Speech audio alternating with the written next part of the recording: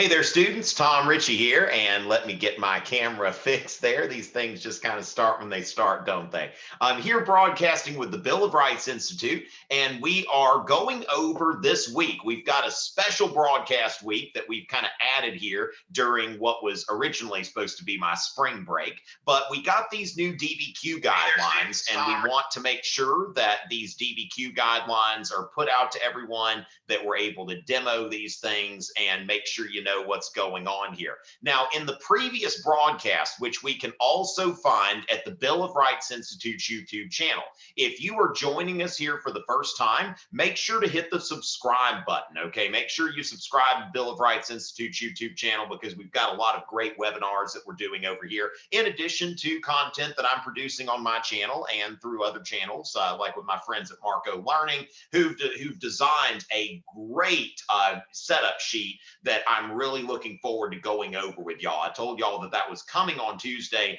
and now it is here.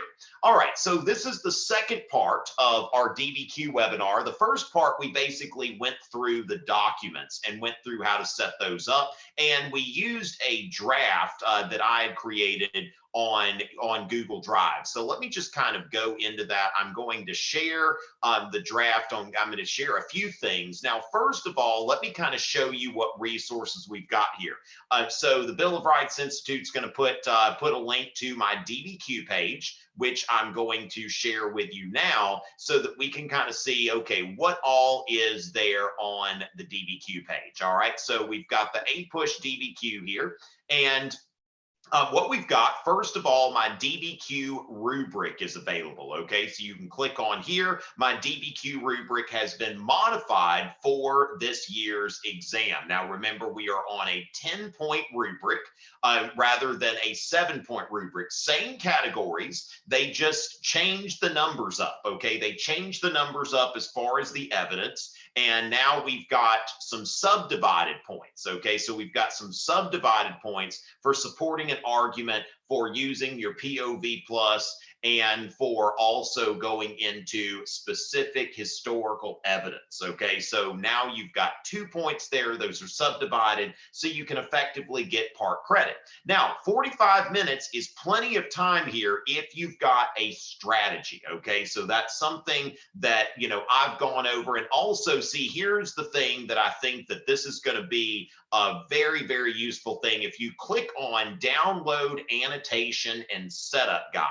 Now, what you're going to find here is something I made with some help from my friends at Marco Learning. And the first page here is going to basically go over the old format, the traditional format, to the new format, this 2020 format. So what we're doing here is we're getting this 2020 format in here.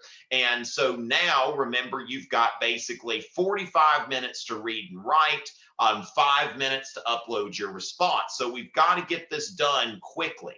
Now, you know, 5 documents on the DBQ and a 0 to 10 point scale here. So make sure that you have a plan before you get in here. Now, what we've done here is I've created, with the help of John and other friends, I know that Emily from AP World has been working on this as well, a 6, an 8, and a 10-point strategy, okay? So this is what's really important here, is this is what we're recommending in terms of, okay, you're trying to score 6 points. You want a thesis statement. You want to describe 2 documents accurately. You want to use these 2 documents to support an argument. Now, I am recommending 3, okay? I'm going to recommend 3 documents in the setup that I'm doing, okay? But this says describe 2, use these 2 to support an argument. Remember, 3, so we can be safe. All right. Sound kind of like, y'all remember Dora the Explorer when she's like, seatbelts, so we can be safe. And that's what I'm thinking about when I think about this here, that we are trying to use 3 documents so we can be safe. All right, so, you know, it's kind of like wearing a mask or something like that, right? We just want extra document for safety. Now, 2 pieces of outside evidence. With this being open book, open notes, with you having some things in front of you, there's no reason not to plug in a bit of outside evidence, right? So 2 pieces of outside evidence and 1 POV plus HIP analysis, whatever you're calling this, for 1 document, okay? So this is something that you can score 6 points. And as we were talking about last time, you want to make sure you're not spending too much time annotating documents, reading documents. Once you've got 3 documents that you can use to make an argument, go for it. Don't try to use all 5 unless you're trying to get the 10 points, okay? So the 8-point strategy, what that does is that saying go into your POV plus for 2 documents and then add contextualization. That's if you're trying to get a strong 4. Now, if you're trying to get a 5, then you're probably going to want to try to get all 10 points if you're really dead set on getting a 5. Now, remember that there are very few people who are, who are going to be equipped to do this in 45 minutes. So the 10-point strategy is not something I'm generally recommending to people. But with this, you can look at this guide and you can see, okay, now you can see here too, before you try the 8-point strategy, you might want to try the 6-point strategy. Make sure you can comfortably do that in 45 minutes. And then if you've got time, you can add another POV and then you can do contextualization. Bam, you've got 2 more points. Okay. So going from there, we have the annotation guide. Now, I was doing some annotations last time on a sheet on Google Drive. And if you want to see that, you can look at the previous broadcast from Tuesday, where we were going through the different documents and thinking about, okay, what does it say?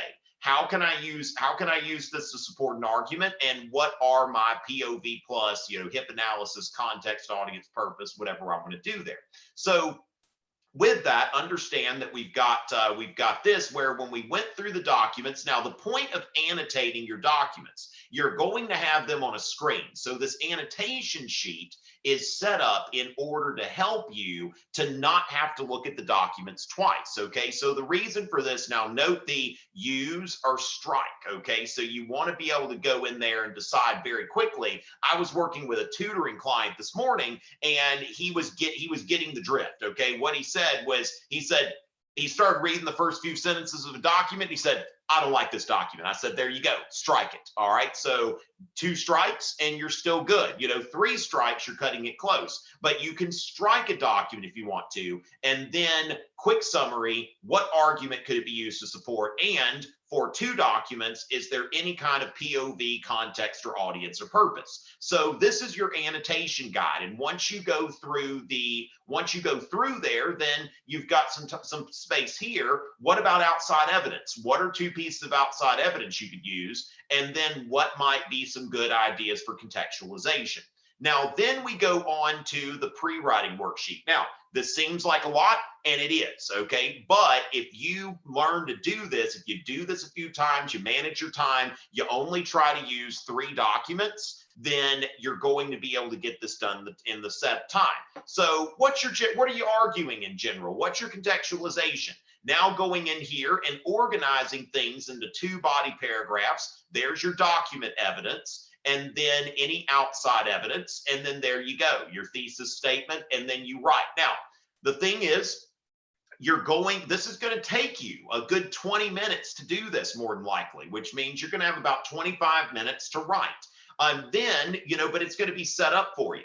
Now, the other thing that you want to do, I'm shouting this from the rooftops. If you are planning to type your essay, you should be spending time every day going to a typing website and practicing typing for speed and accuracy. Get your words per minute and try to improve those words per minute, because what you're probably used to is you've been piddling around on your essay that you've got for homework, right? It's due tomorrow. Well, I guess I'll start writing my essay at 10 o'clock at night, the night before it's due. And then you type a paragraph and then you're like, let me just see what anybody's got here. Let me check my Twitter or whatever. Okay, let me belt out another paragraph.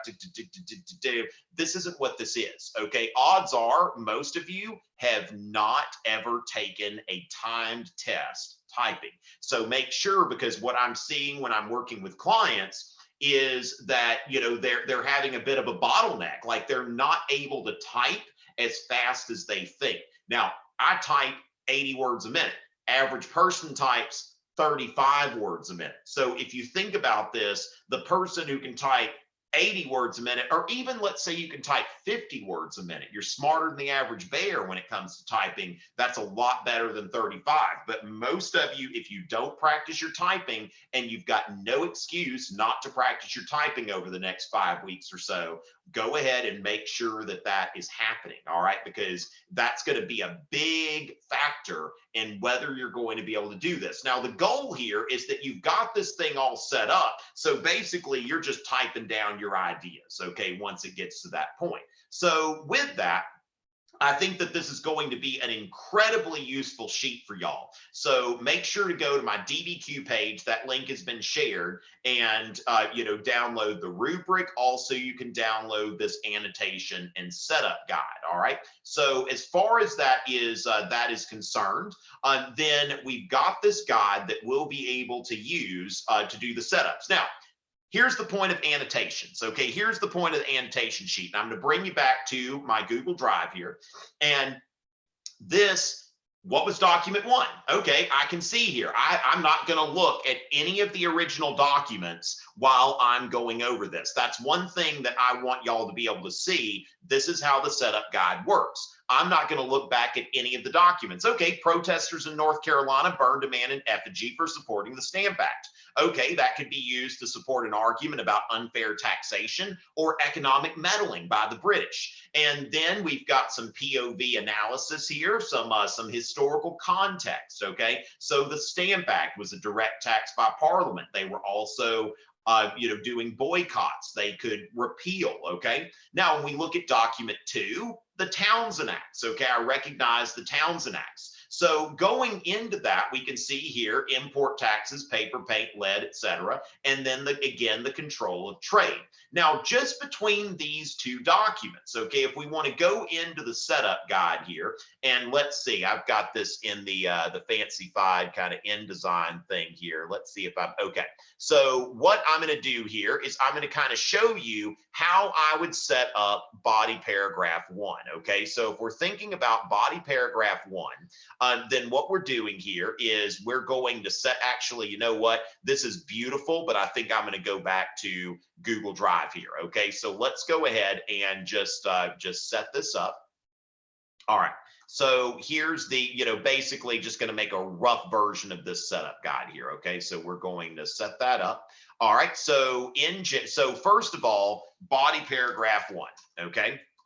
And what we're doing here is we're looking at the causes of the American Revolution. That we should do just in case somebody wasn't with us last time. All right, so this is something that evaluate the relative importance of different causes for the rising tensions between American colonists and the British government in the period 1754 to 1776. So that evaluate the relative importance. Now, evaluating the relative importance only becomes a factor if you're going for complex understanding. Complex understanding, you're going to have to basically rank the causes, okay? Now, for most of you, ranking the causes is not going to be an issue if you're going for the 6 or 8 point strategy. So body paragraph 1, I'm going to go into unfair taxation. Okay. And what we've got here, we've got document 1, the Stamp Act, document 2, the Townshend Acts. Okay. So now, and then for my POV, we've got, now I'm going to note here, we've got context. Okay. So with that, context for document 1, we're going to add historical context there. All right. So this is how I'm going to use that sheet that I've been showing you. Now, then for outside evidence, unfair taxation. Well, I could use, we didn't see anything about the Sugar Act. Okay. Didn't see anything about the Sugar Act. Now, of course, when I'm thinking about contextualization, I'm thinking in terms of the Navigation Acts, mercantilism, salutary neglect. So I'm going to go ahead and put here on the context. Okay, so context.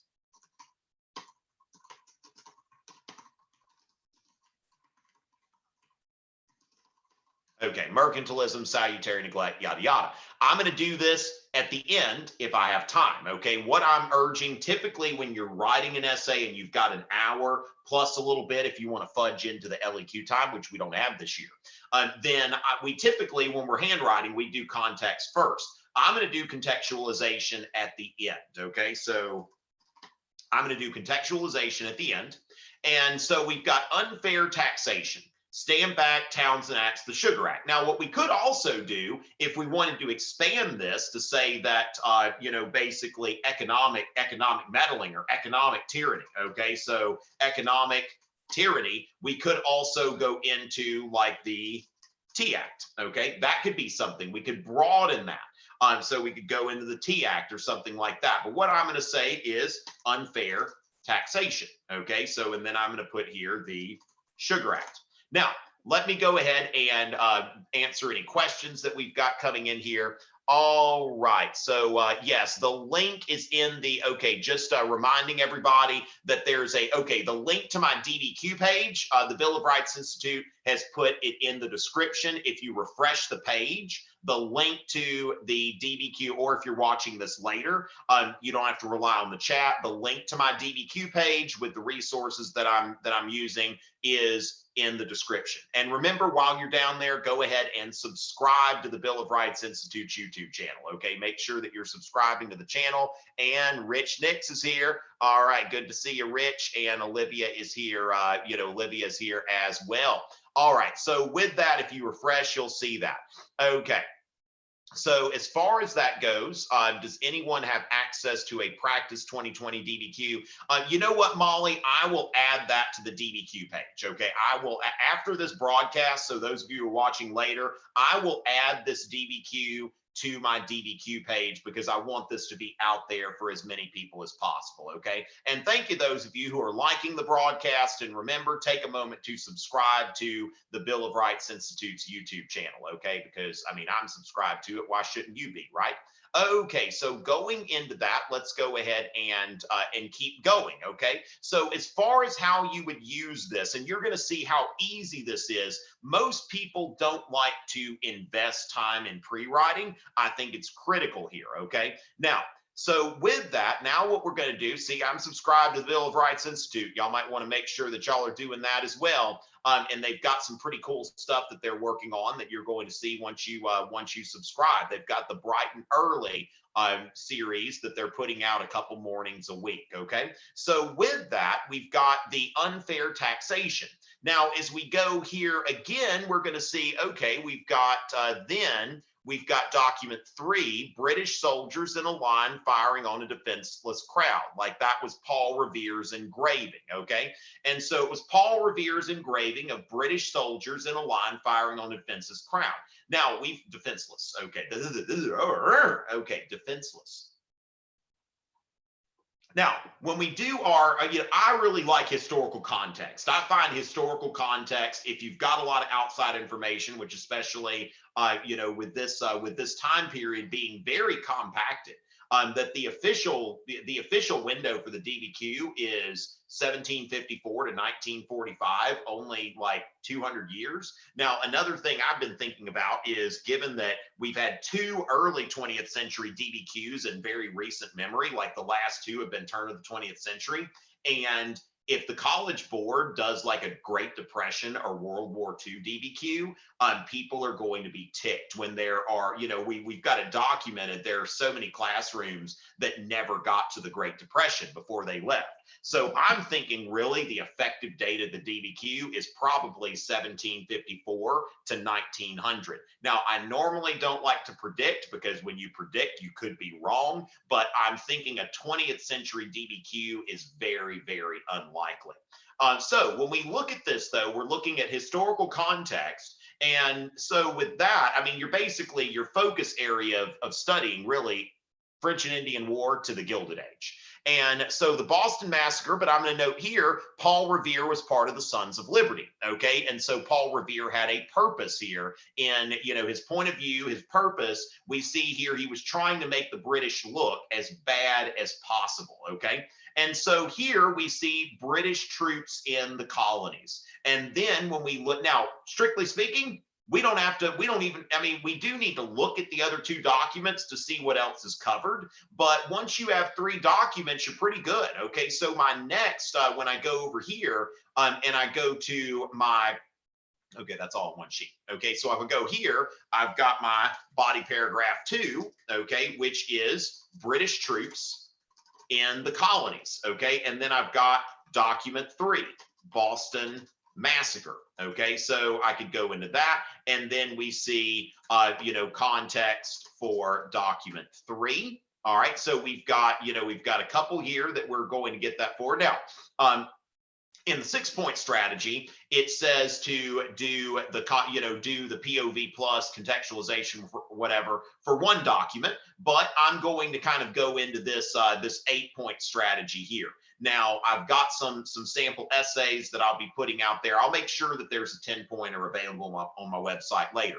But what I'm really focusing on, since we're broadcasting, I want to focus on those of you who are trying to get 6 points, 8 points, solid 3, solid 4. Now, one thing that I want to be clear on is I don't know what the scoring is. There's nothing from the College Board never decides the scores until after the reading. So until after the essays have been scored, it's just the conventional wisdom is saying that 5 to 6 points is likely going to be a 3, 7, 8 points a 4. An 8 could be a 5. Okay, conceivably an 8 could be a 5 because so few people are going to get 10 points. Remember what I'm saying every time I'm broadcasting about people trying to get all 10 points. Don't do it, Anakin. I have the high ground. Just think about Obi-Wan Kenobi in your head, and don't be reckless and end up not finishing your essay because you were trying so hard to score 10 points. With that being said, some of you have been practicing a lot. If you're writing a DBQ or more a week, you might be able to do it, okay? But I'm going to be catering this broadcast to 6 or 8 points. If you're trying for 10 points, quite honestly, you should be working with a tutor or something like that, which I say that POV is somebody who provides online tutoring through my website. So I really would not recommend this approach unless you've been working very closely with a tutor and y'all have been, getting that, working on those strategies. So again, with that, going into what we've got here, and then if I'm looking for British troops in the colonies, I could also get into the intolerable acts, okay? Such as, part of that is the Quartering Act, okay? So with that, what we see here, we've got some potential contextualization. I've got 3 documents that I'm using. I've got, context for document 1 and document 3, 2 pieces of outside evidence. So you can see here that what I've set up is this 8-point strategy, okay? A thesis statement describing 2 documents, we've got 3. Using them to support an argument, we've got 3. Outside evidence, 2 pieces of outside evidence, 2 examples of POV plus, and then contextualization. Now, what you're going to see, you're like, hey, that's going to take me a little while. Now, it'll get easier with practice, but the point being, as long as you're practicing your typing and your words per minute, I'm going to show you how easy this is to put together, okay? So let's go ahead and get into it, okay? Because I've got this all planned out, because what you don't have time for is to just be sitting around like, you're not going to have time for that. And so let's go ahead and get into this. Okay. So my thesis. Okay. So my thesis is going to say here that, initially, okay. So initially, colonial protest, and this might be actually edging toward complex understanding. So I'm going to actually put a thesis out here that might, let me actually put this one out there first, okay? So initially, colonial protests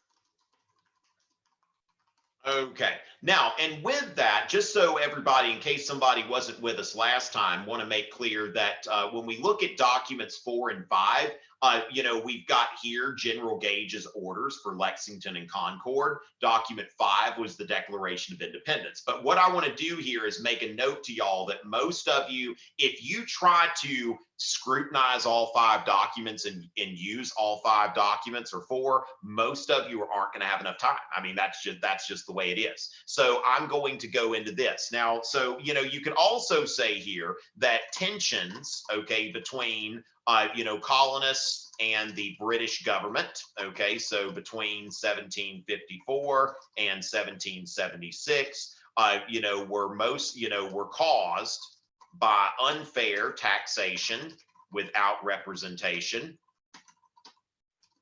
and the presence of British troops in the colonies. Okay, so this would be an acceptable thesis. Okay, now this would be a kind of leaning toward maybe a complex CCOT thesis, whereas this one would be an acceptable thesis, okay, which is what most of us are going to be going for. Okay, so when you think about this, this is our thesis statement. Okay, so I'm going to use this one. Now I'm going to have my Marco Learning pre-writing sheet printed out. That would be my plan if I were taking the exam, that I would have my pre-writing sheet. This is basically sitting there for me while I'm writing. Okay, so we're going to note here that unfair taxation. Okay, so so unfair taxation after the French and Indian War provoked protests from American colonists. Okay, so immediately after the war, Parliament passed the Sugar Act. Okay, so the Sugar Act, which taxed imported sugar. Okay, so while there had been a tax before the French and Indian War,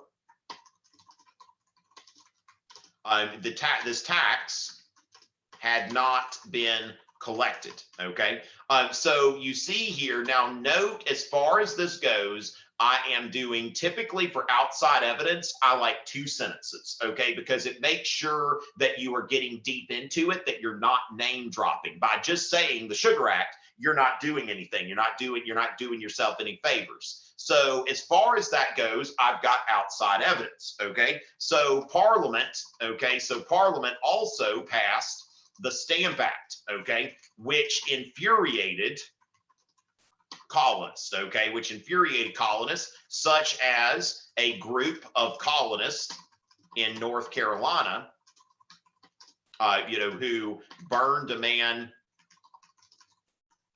in effigy to protest his support. Okay, so his support for the Stamp Act.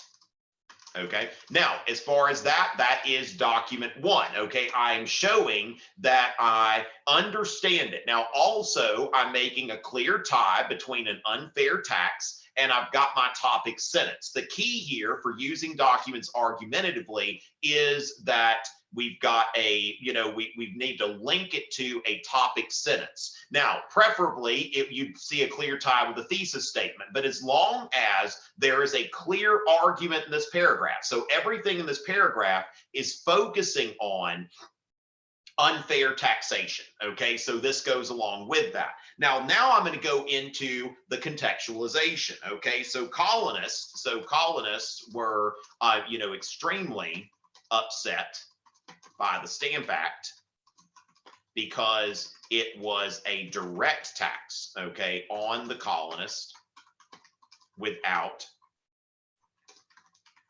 their consent. Okay, they shouted, "No taxation without representation," and boycotted, while boycotting British goods and threatening tax collectors. Okay, so tax collectors. Now, so we've got some context here. And so then we see that Parliament repealed the Stamp Act, but passed the Townshend Acts.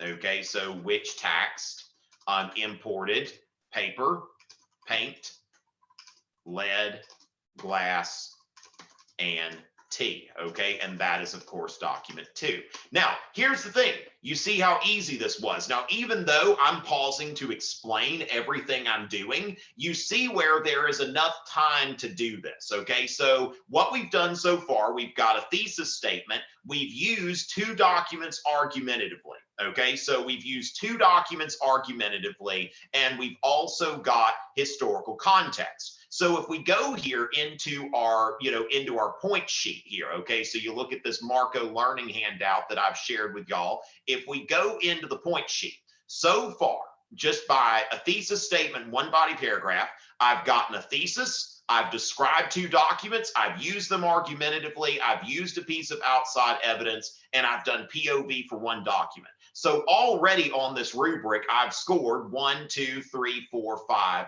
points. Okay, so I've scored 1, 2, 3, 4, 5. I've scored 5 points. Now, before I go on to the next body paragraph, let's see what we've got here in terms of this. All right. Now, am I going to, okay, so let's see what we've got here. Am I going to modify other DBQs? Yes. Okay. Now this week I'm focusing on unit 3, and I've actually got another one on the Constitution that I've put out for teachers. So if your teacher is on my email list, they should be able to share that with y'all. Now this one I'm going to put on my DBQ page. We'll put this everywhere, but teachers who are on my email list are also getting bonus materials. Okay. Also, people who subscribe to my writing clinic will be getting bonus materials. So make sure that that's, that you're looking into that. All right.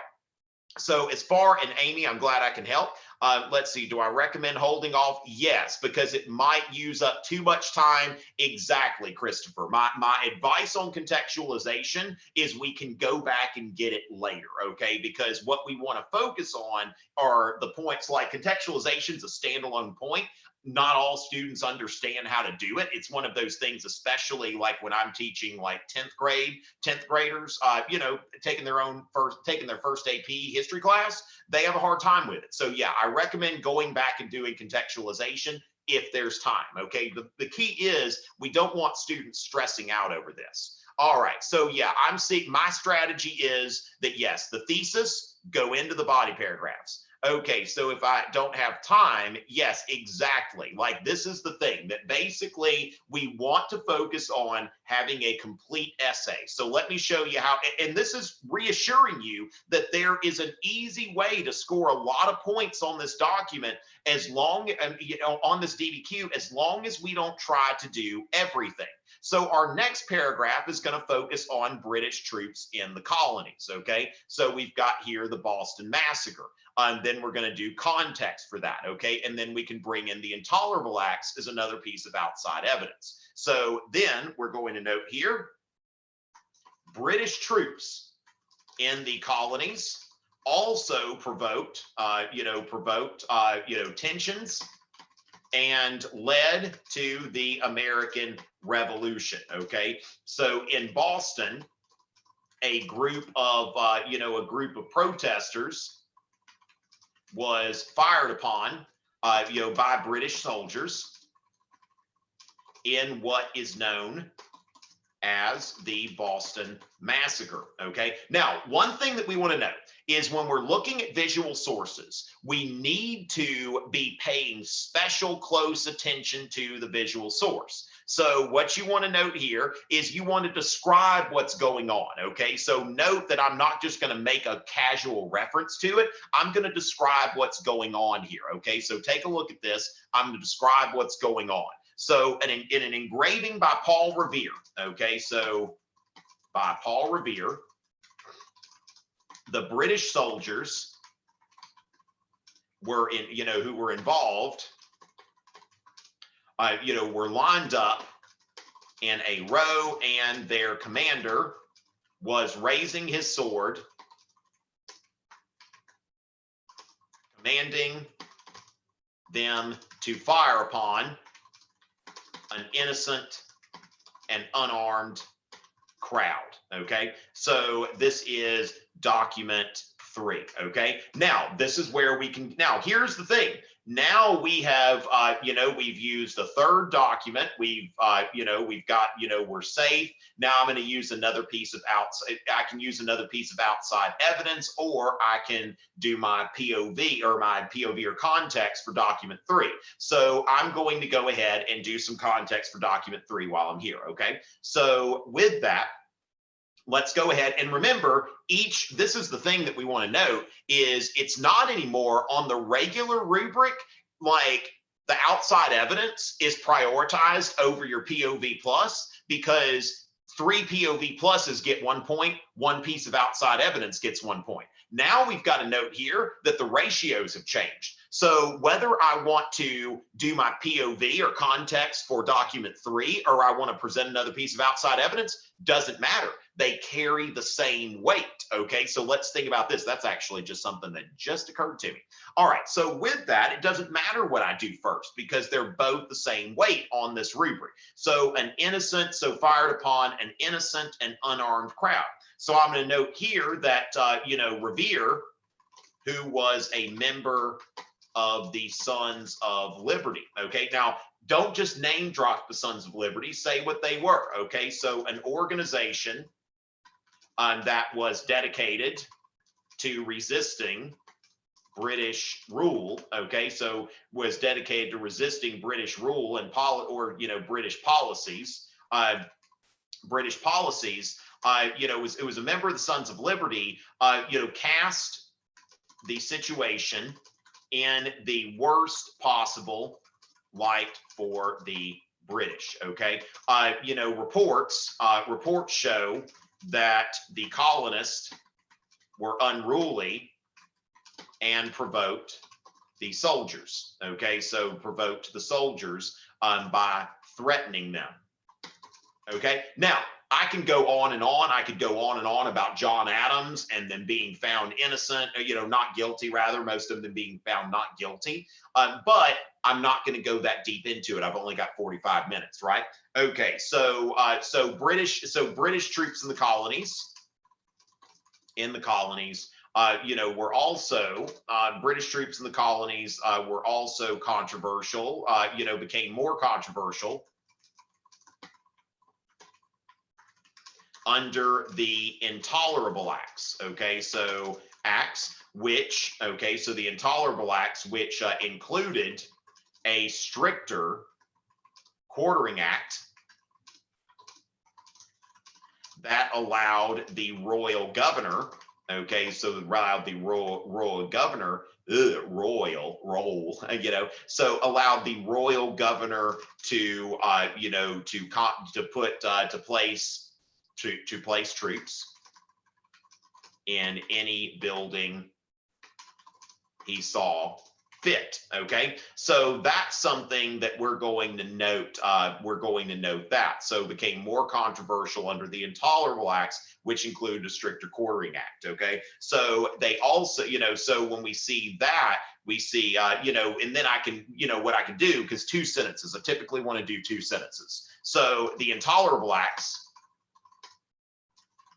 also closed the Boston port and placed Massachusetts under martial law, telling people things like they can't go out of their house and stuff like that. Imagine that. I'm not bitter. All right, so with that, let's go ahead now so we can see here. Now, we could easily, if we wanted to go for 10, we could add document 4, which is, document 4 is something that is also in that same thing, General Thomas Gage, Lexington, Concord, all that. But what I'm going to do now is I'm going to go back and I'm going to put like 3 content-rich sentences, okay, at the beginning, okay? So I'm going to go back now and do my context. Now, y'all see here, this really isn't taking me that long. Like when you look at this essay, this essay now has, okay? So let's go in and see what this essay's got. So again, this Marco Learning Guide is available on my DBQ page, which is on my website. If you go to tomrichey.net, go to APUSH DBQ page, or there should be a direct link into the description. Remember to subscribe to the Bill of Rights Institute YouTube channel. So we've got a thesis. We've described 3 documents. We've used 3 documents to support the argument. Outside evidence, 1 and 2. Point of view for 2 documents. Historical context for 2 documents. Now, what I can do now is I could find a 4th document, or I could contextualize. Both of those would have the same weight. It may be easier to go ahead and put a 4th document in there, but I'm going to show you basically where I'd go and just get back to contextualization. So I'm going to go here and I'm going to contextualize. Okay, so, you know, before the French and Indian War, American colonists enjoyed a great deal of freedom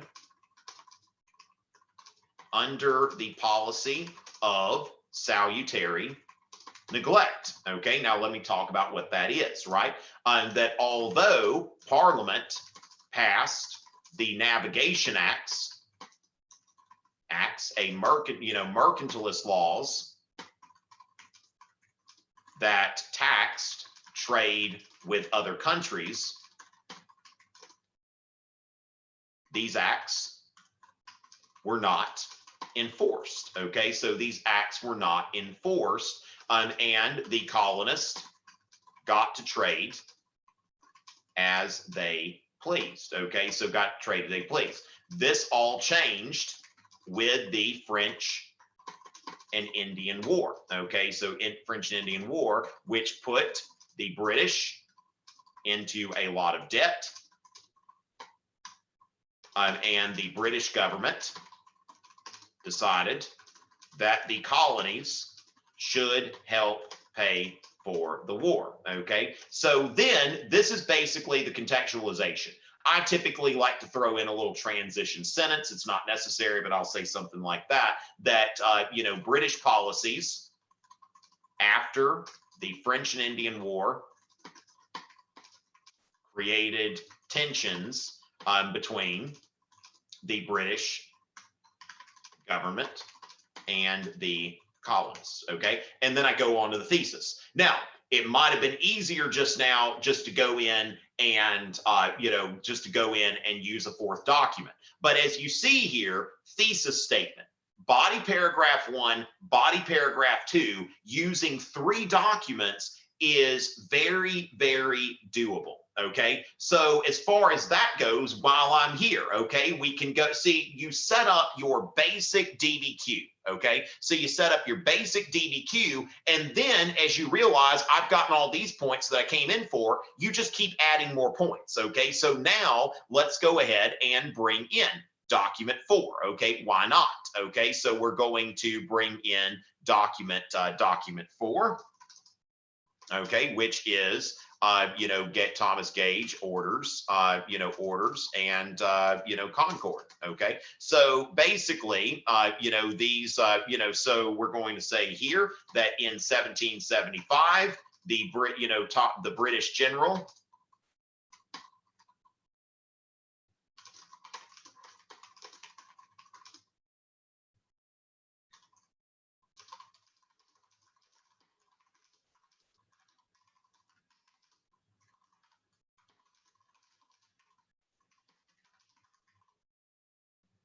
and then I can even go, so I'm going to say here, document 4, okay? Now, I don't need a 3rd POV, but if I've got some extra or context or whatever we're going to call it. So when we go into here, I could note here, that, and this is the thing, I've used a 4th document, okay? Now, then we're going to say here that these orders led to the battles of Lexington and Concord, which began the American Revolutionary War. Okay, so as far as that goes, now for complex understanding, if I wanted to do that, and again, this is the so-called unicorn point, it's not necessary to get a 5. I don't see any scenario where you're going to have to score 10 points in order to get a 5. So my advice here, when it comes to that point, intentionally trying to score it. Now you might back into it and trip over it, okay? In which case, great. But I think here that when we're talking about that point, don't do it, Anakin. I have the high ground. I mean, that's what you want to be focusing on there. All right, so this live demo is going to be up for everybody. Y'all can watch this video anytime. It's not going to disappear. It's going to remain on the Bill of Rights Institute's YouTube channel. So it's going to remain there. Make sure that we are, that we're getting in there. So with that, oh, okay, excellent. It looks like Melissa's saying, for those of you who are teachers, if you might not have gotten the email from me for whatever reason, it looks like somebody has shared that DBQ on some of the teacher Facebook pages, which I'm totally fine with. Okay, this stuff I'm trying to put out as much as I can, without, I just want it to get out there far and wide, as long as, people aren't trying to erase my name from the bottom or something like that. As long as people know where it came from, please use it, get it far and wide. Okay, so yeah, I will make sure to start posting some of this stuff publicly. All right, but this stuff will be on the broadcast, so make sure y'all know that that's going on. Now, as far as that goes, so when the question asks you to evaluate, yeah, so here's the thing, Christopher, that essentially, yes, that when we look at examples here, that evaluate is a very complex task. And most students are not, I mean, think about this, okay? Like when you get your score report, if you're a teacher, you may be a student, okay? But when you see your score report, you see like, more than half your kids got credit for the thesis. More than half of kids aren't evaluating in their thesis. They're basically just saying like, okay, these were the causes. But yeah, the evaluative, when we say evaluate the relative importance, 10 out of 10 means that they did exactly what the prompt called for. But yeah, a thesis statement basically needs to have some sort of statement and line of reasoning. So, when we look at what is an acceptable thesis statement, if they're saying that, yeah, these were the causes, okay, and they're clear about those, then they can get that point without necessarily going into the evaluative piece, which is your complex understanding. Now, they can't get that just from putting that in the thesis. The essay as a whole has to evaluate. But yeah, they can basically go into it's for this, it's for this. Keep in mind as well that, I mean, the kids only have 45 minutes. But yeah, very few people are typically going to get into that whole like, okay, I'm going to rank them. So what I've done here, that's why when I was working this out, what we did when we were, because some of y'all might have tuned in a little later, that I've got a, basically what we call like a thesis, like a complex thesis, where we might say initially colonial protests did this, okay? They focused on unfair taxation. As time went on, it became more about British troops in the colonies after violent incidents involving British troops. I'm going to put here said these British troops. All right, so here, yeah, tensions between the colonists and the British were caused by unfair taxation without representation and the presence of British troops in the colonies. This here is making it very clear. Now, what they can't do is they can't say that tensions between the colonists and the British government came from political and social factors. No, okay, can't do that.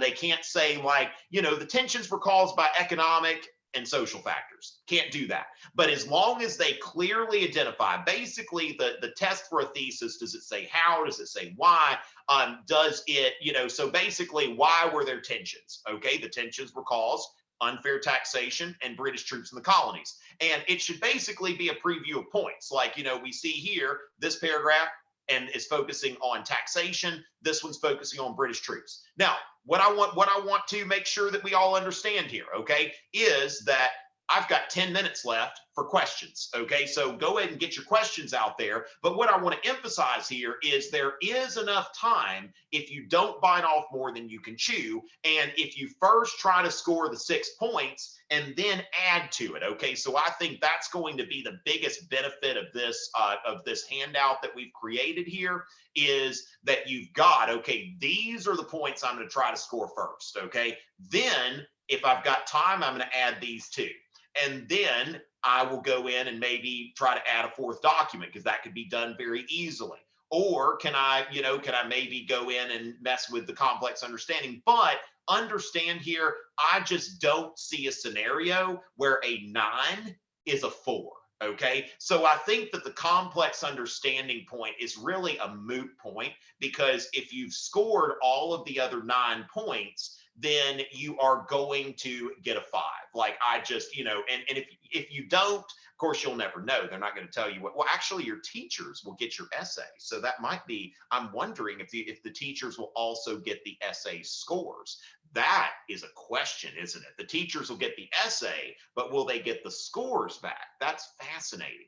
How many out of 10? That's going to be an interesting question.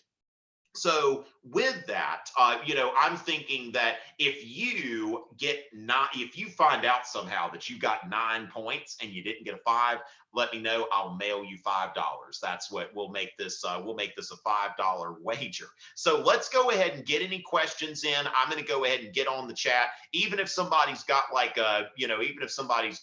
you want to get a shout out or something like that. So what are the different types of DBQ questions? Molly, that's something that I think could be kind of fascinating here. Now, what I've done here, okay, is that, now let me show you, you've got the causation question, which happened a couple of years ago, okay? So a couple years ago, we had the causation question. Now, what I've done here is I designed this one on the Constitution. I designed it over, this is, actually, here's another kind of like causation question, maybe / continuity change over time a little bit. But let me go ahead and show you another question type so that you'll be ready for it. Basically, what you can do is you can go back and look up, you can look through the DBQs from 2015 to 2019. So you've got 5 DBQs that you can use to say, hey, these are going to be possible ideas for a setup for a type of prompt here. Now, this one here says, evaluate the extent to which the ratification of the United States Constitution fostered political change in the United States from 1777 to 1800. So this is kind of this could be causation / CCOT, okay? That this is really going into more of a CCOT direction, but that also has elements of causation. So that is another prompt format that you could say, okay, that would be another, another type of prompt format that you could see there. But there aren't really a lot of different types. The main thing here is no matter what the question is, what you want to note here is that, Molly, what you want to note especially is answer the question. Okay, there are some teachers that say ATFQ, answer the freaking question, okay? That, just whatever the question is, use the documents, answer the question, and you're fine. So instead of trying to break this down like we would in LAQ, it's just there's going to be a question put out there. Use evidence from the documents and from your own outside evidence to support an argument that answers the question. Now, okay, so here's the thing. Now, Eric, so James is asking, I think the College Board will offer tests like these in the future. I think this is a one-time thing. Okay, now the thing is, I'm hearing rumors that everybody's going to be taking the same exam. I'm hearing rumors that everybody will be taking the same exam, and that's why they're at the same time. That may be the case. Now, it could conceivably be possible, yes, like you're saying here, Eric, that somebody could be from Unit 3, or there could be one from Unit 3, one from Unit 5. So that's one of the things. I think that that some people are probably going to have a hand on their modem just in case they don't like the topic and maybe try again in June. I don't know, but I'm not sure. I can't speak for the College Board. I'm not, I'm not like a favorite son of the College Board or anything like that. And I can't speak for their intentions, but I would definitely, I think that my warning to folks is don't plan on, hey, we're all going to get together a little group chat and read the documents together. I wouldn't make those plans. Now, if everybody's got the same DBQ, you also don't want your DBQ to sound like somebody who is your friend. So that's the thing. But yeah, it could conceivably be different DBQs across different periods, and that could be something. But I have heard, don't quote me on this, okay? This is just, I've heard informally that it could be something that norming these, if one of them's on the American Revolution and one of them was on antebellum reform, getting these okay, somebody got an 8 on this one, but it was easier to get an 8 than this one. So it may be that everybody's taking the same thing. Okay. So yeah, so here's the thing. That's why, Christopher, I don't like to get too deep into some of these things with the DBQ, you know, because this definitely, and this is the same on the LEQ, really, that this question, like the one on the Constitution, is really going to turn into, for a lot of people, a comparison between the Constitution and the Articles primarily.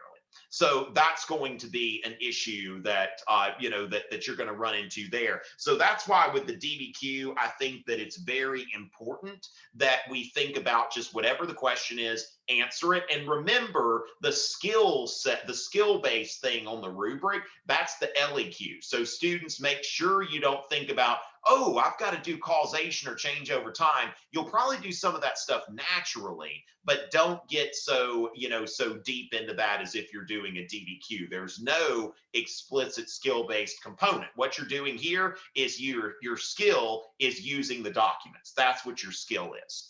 Okay, so now, it really, Maxine, what we've got to think about, outside information is different from argumentation. So the main thing is not to get too technical about this, okay? And that's why with this guide that we've put out here that's available on my DBQ page on my website, that I think that this guide is so critical because it's putting on there what you have to know, okay? So, or what you have to do. These are your tasks, okay? Thesis statement. Describe 2+ documents, preferably 3. Use these documents to support an argument. Again, I recommend 3. 2 pieces of outside evidence, at least 1 point of view, context, audience, purpose. And then as you have time, do it for another document. Go into contextualization. So, making sure that these are the things that are expected of you. These are the things that'll score you points. If it is not in this category, it's not going to result in you scoring more points. So again, I'm really, really stoked about this guide from Marco Learning. Like, they always produce beautiful materials. And this was designed based on a template that I came up with on Google Drive. So I'm really excited about this. I've had a lot of input in this. And so, but also John went in and added a lot of cool stuff there and helped me to organize my thoughts. So I'm really, really happy about this. And I'm also really, really happy about continuing this series with the Bill of Rights Institute. Again, I thank the Bill of Rights Institute for having me as a guest here on their channel. Make sure you subscribe to the Bill of Rights Institute and keep your eyes out for the bright and early broadcasts that they have on here. So I would subscribe to the Bill of Rights Institute, and while you're here, I would say that put notifications on through the exam date. I would recommend clicking that bell and being notified when they're putting stuff out here, because everything that they're putting out is relevant in some way to U.S. history and government students. So as far as that stuff, that would be really interesting, James, if we had the same prompt with different documents. But it may be that they want, for equity issues, to say that everybody took the exact same test. That may be what they go on. But here's the thing. On test day, you are going to be sitting there at a computer, and you are going to be typing, I presume, unless you're using your phone, which hopefully you don't have to do that. But you're going to be typing. It's going to be you, whatever prompt and documents they give you. So don't worry about what other people are doing. Don't worry about, like, does my friend have the same documents? Don't talk to your friend during the exam, because that's not open book, open notes. Okay, so keep that in mind. But with that, ladies and gentlemen, that is, that's something as far as that goes. Go ahead and, for all the general tips here, look at the document I've shared. It's very detailed in its explanations. And I will be back on Tuesday to get into some other topics. So remember, this is going on, ladies and gentlemen. This series is going to be going on for the next, I believe, the next 2 weeks. We've got 4 more of these. These are Tuesdays and Thursdays at 6:30 p.m. Eastern. And then we're going to take a week off at the end of April. And then we will get into our nightly broadcast right before the exam. So again, ladies and gentlemen, many thanks to my friends at the Bill of Rights Institute for having me on tonight, and it is always a pleasure.